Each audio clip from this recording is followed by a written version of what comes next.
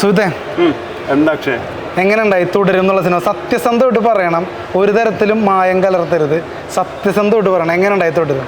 സത്യസന്ധമായിട്ട് പറയുകയാണെങ്കിൽ സൂപ്പർ പടമാണ്. ഒരു കുറവുമില്ല. പേഴ്സണലി ഒരു കുറവുമില്ല, പറഞ്ഞാൽ ഒരു കുറവുമില്ല. അതെ, സംവിധായകൻ്റെ സിനിമയാണ് ആക്ച്വലി തുടരും.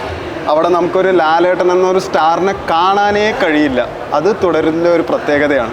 തീർച്ചയായിട്ടും. എനിക്ക് തോന്നുന്നു ഒരുപാട് നാളുകൾക്ക് ശേഷം നമ്മൾ കണ്ട ഒരു മികച്ച കുടുംബ ചിത്രം ലാലേട്ടൻ്റെ, അല്ലേ?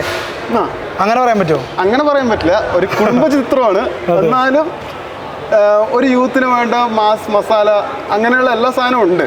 ശരിക്കും പറഞ്ഞാൽ ഇതൊരു കുടുംബ ചിത്രമായിട്ട് മാത്രം ഒതുക്കരുത്, ഒരു ഫീൽ ഗുഡ് കുടുംബ ചിത്രം. ഇതങ്ങനെയല്ല. ഇത് എല്ലാ ജനറേഷനിലുള്ള ആൾക്കാർക്കും എന്തൊക്കെ വേണോ അതൊക്കെ ഇതിലുണ്ട്.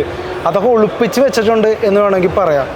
അല്ലാതെ ഇതൊരു ഫീൽ ഗുഡ്, ഒരു ഫാമിലി, ഒരു അങ്ങനത്തെ ഒരു സംഭവം, ഒരു ഡ്രാമ, ഇതൊന്നുമല്ല. നിങ്ങൾ തിയേറ്ററിൻ്റെ അകത്ത് പോയിട്ട് ഇത് എക്സ്പീരിയൻസ് ചെയ്യണം. ഫസ്റ്റ് ഹാഫും സെക്കൻഡ് ഹാഫും രണ്ടും ഒന്നിനോടൊന്നും മികച്ചത്. പക്ഷെ സെക്കൻഡ് ഹാഫിലോട്ട് എത്തുമ്പോൾ കളി മാറി, അല്ലേ?